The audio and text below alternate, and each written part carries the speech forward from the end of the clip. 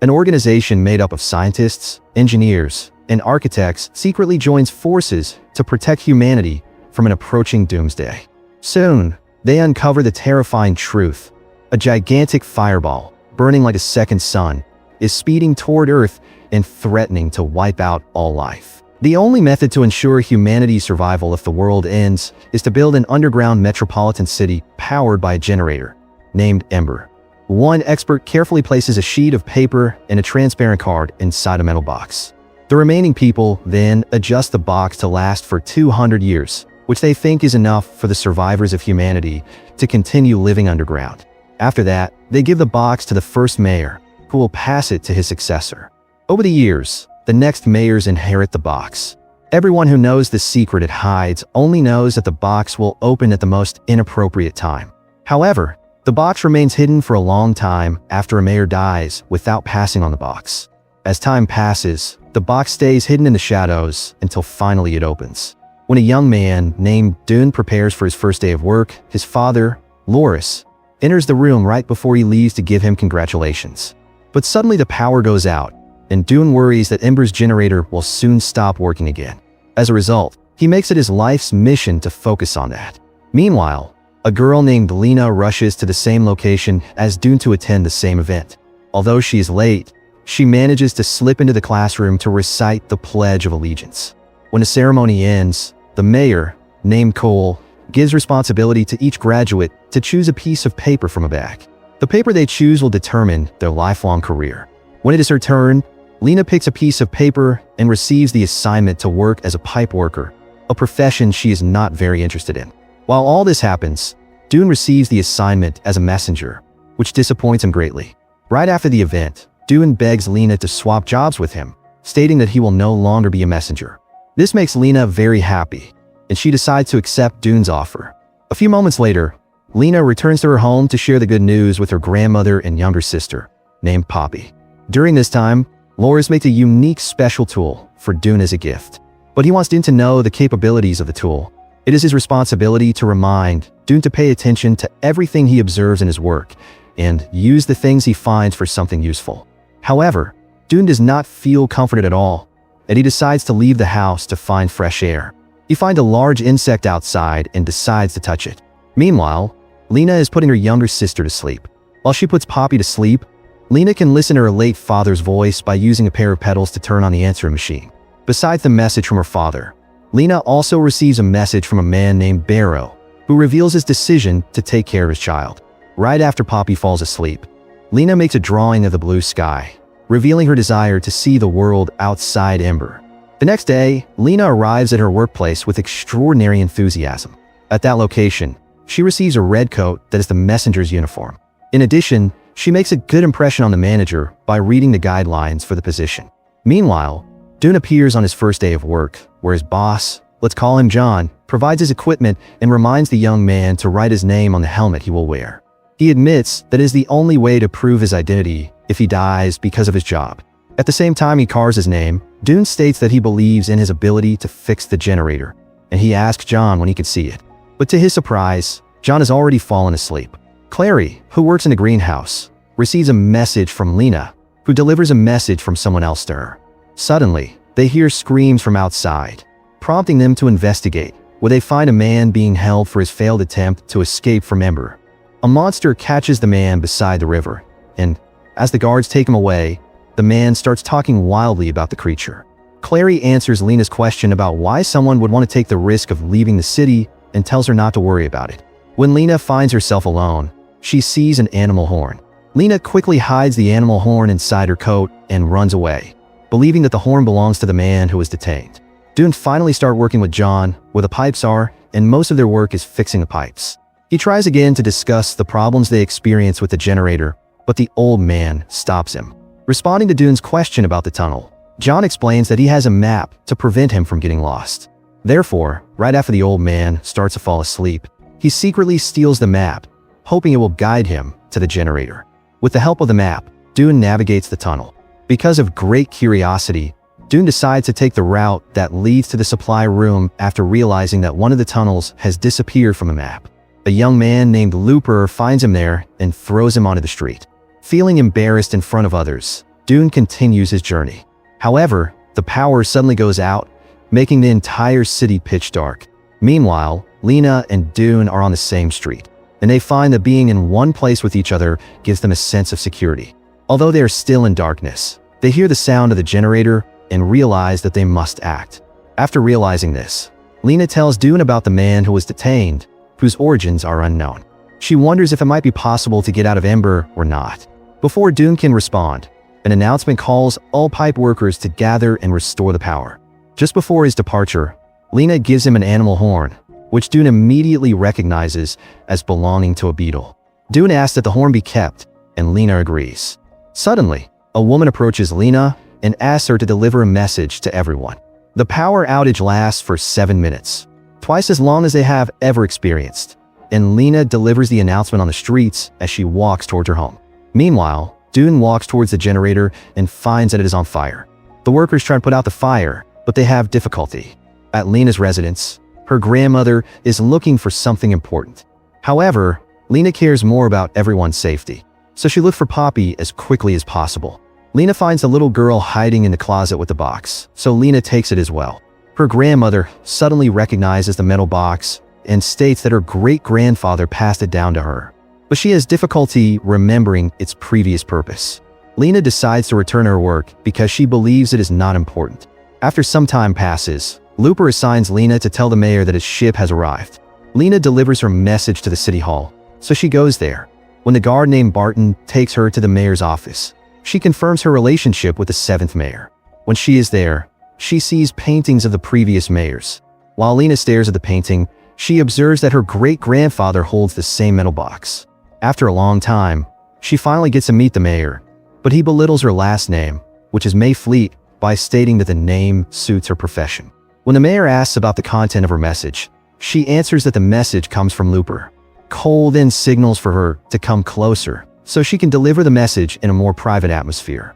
As she approaches him, she observes that the mayor keeps various kinds of goods in his drawers, which she finds quite interesting. Right after finishing her work, she asks the mayor about the metal box depicted in the picture, but somehow Cole does not give an answer. One day, Lena hears Looper saying to someone, "The world will be black forever," but he then tells her that Lena misheard. Meanwhile, Dune returns to his home to do research on the horn that Lena found. Although he finds a photo of a beetle with the same horn, he cannot explain how the insect evolved to become so large. But Loris advises him not to worry about it. After Lena returns to her residence, she opens the metal box and finds torn papers inside. When she tries to arrange them, she finds that the secret message is incomplete, and time has erased some other messages. When she opens the contents of the box, she also finds a card that is still clear.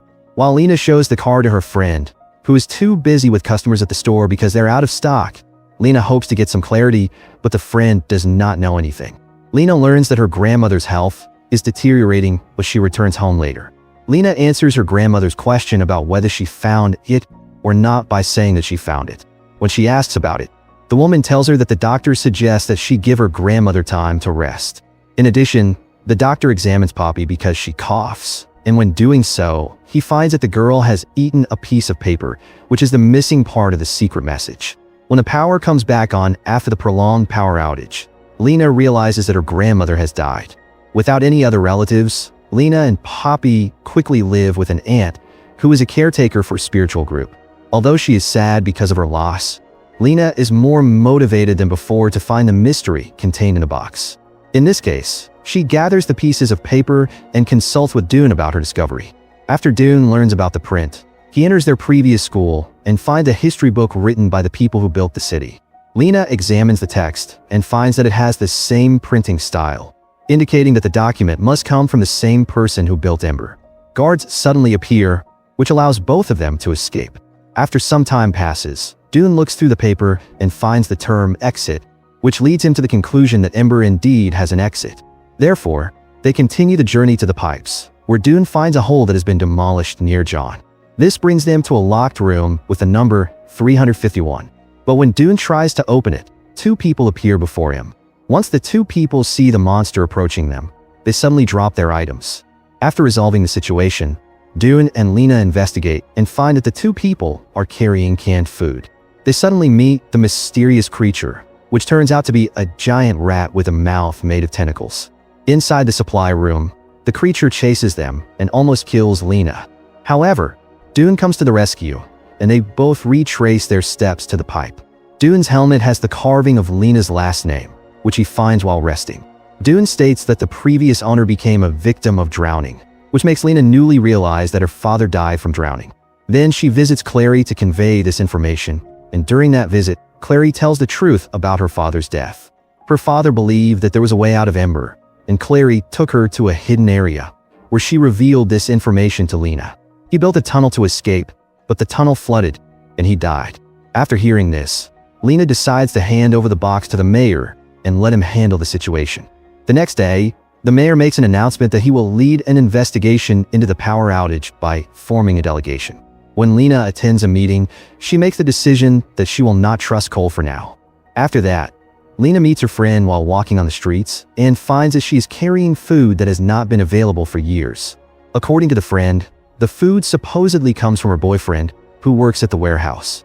But it turns out Looper is her boyfriend. Dune is told by Lena, who tells him that Looper is one of the men they met in the pipes, increasing the likelihood of his connection with the mayor in room 351. As a result, they feel compelled to enter the room. When they do, they find that the room is filled with products, and the mayor is sleeping soundly after a feast. Next, they go to Lena's house and talk about how Cole handles the power outage after their amazing discovery. While Lena puts Poppy to sleep, she instructs Dune to open the answering machine and turn the pedal. But he quickly leaves after recognizing Barrow's voice from the previous recording. At home, Dune confronts Loris, accusing him of having tried to leave Ember together with Lena's father. But Dune still insists on finding a way out of this situation, and he reveals to his father that there is a way out through the pipes. He says that he and Lena found clues from the builders, and Loris asks to see them to prove his point. The next day, the city prepares for the upcoming singing event. While this takes place, Lena also tells Barton about the mayor's secret, hoping he can help her. But it turns out Barton has been conspiring with the mayor all along, and finally, Lena is taken to the mayor's office in an aggressive way. Meanwhile, Lena observes Cole pocketing another transparent card while he denies all confessions.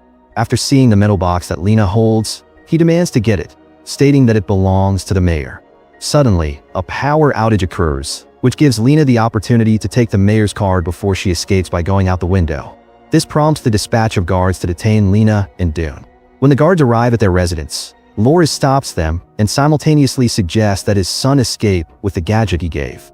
When Dune manages to escape, Lena immediately heads to Clary's greenhouse and hides in a hidden room there. Soon after, the guards attack the greenhouse, but Lena disappears. Clary distracts Barton when she sees Dune coming down from the ceiling. Barton then threatens that he will soon detain Dune. Lena finds Dune and takes him to the hidden room while the adults are chatting. At that location, Dune finds a homemade bicycle and realizes that his father is the person who took Lena's father. Dune's explanation reveals that Barrow is his father's nickname, describing their father's attempt to escape from Ember. Lena is confused by this revelation, but she is immediately urged by Dune to use the bicycle to escape from the greenhouse until they both finally arrive at the garbage dump after cycling. Dune receives the transparent card that Cole carried from Lena. He combines it with the card that Lena already has to transform it into a key that displays the generator logo. Lena remembers Poppy, so to get Poppy, they immediately head to the town square. After that, they immediately head to the control room for the pipes, which is where John sleeps.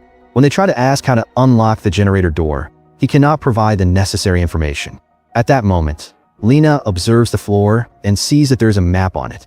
When Lena compares the paper with the map, she finds a hidden object behind the locker, which prompts Dune to immediately search for it. He pulls one of the lockers until it opens a small secret corridor full of other lockers. The word hidden under the fallen locker reminds them that the lockers are actually boats. In addition, the paper explains how to turn something clockwise to release the mechanism, which is then verified by Lena after reading it. After that, they turn the lever nearby, which activates the machine that transports the boat along the chain conveyor, which finally brings it into the water. However, the water surface is not high enough, and the water will finally destroy the boat. As a result, Lena realizes that they must follow the steps outlined in the paper. When she reads it once again, she finds that they are required to enter a certain facility.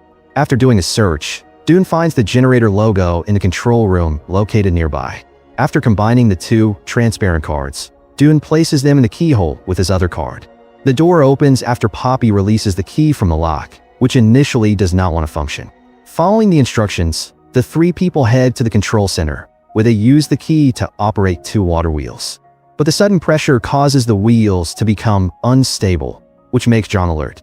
Although there are risks involved, he makes a quick attempt to overcome them. Right after Dune witnesses this, he goes down to help John and offers the gadget that his father made. It turns out the object is a mechanism that John can use to shift the gears in the water wheel. After experimenting several times, they finally manage to make the wheel turn. A flood occurs in the town square at the same time, and the mayor immediately retreats because of fear. At the wheel, Dune begs John to accompany them in their escape. But John emphasizes to him that Dune must make the journey without him, because someone must keep the wheel open. Dune, Lena, and Poppy board different boats because they have no other choice. Although the water surface is still quite low, John pulls his lever, which causes a wave of water to come out and makes the boat tip over the rudder. In another part of the city, the mayor walks towards room 351, where he finds Looper also approaching. But Cole makes the decision to no longer share his supplies with Looper, and as a result, he pushes him away. The mayor manages to enter the room and locks himself inside, although Cole has tried hard to stop him. However, the big rat greets him with its frightening jaws once the lights inside the room are turned on, and finally, the mayor dies. Dune, Lena, and Poppy are carried through the tunnel network in a very short time. The turbulent waves quickly take them to a calm lake, which serves as a stepping stone to the dock. In the area before the stairs, Dune finds a box containing several candles, and he starts to light them. The next step for the group is to climb the stairs until they reach a certain place. It turns out they can feel the refreshing wind from that point of view and then follow it to the outside world. But once they go outside, they meet the experience of darkness. They experience moments of uncertainty about the decision they have made.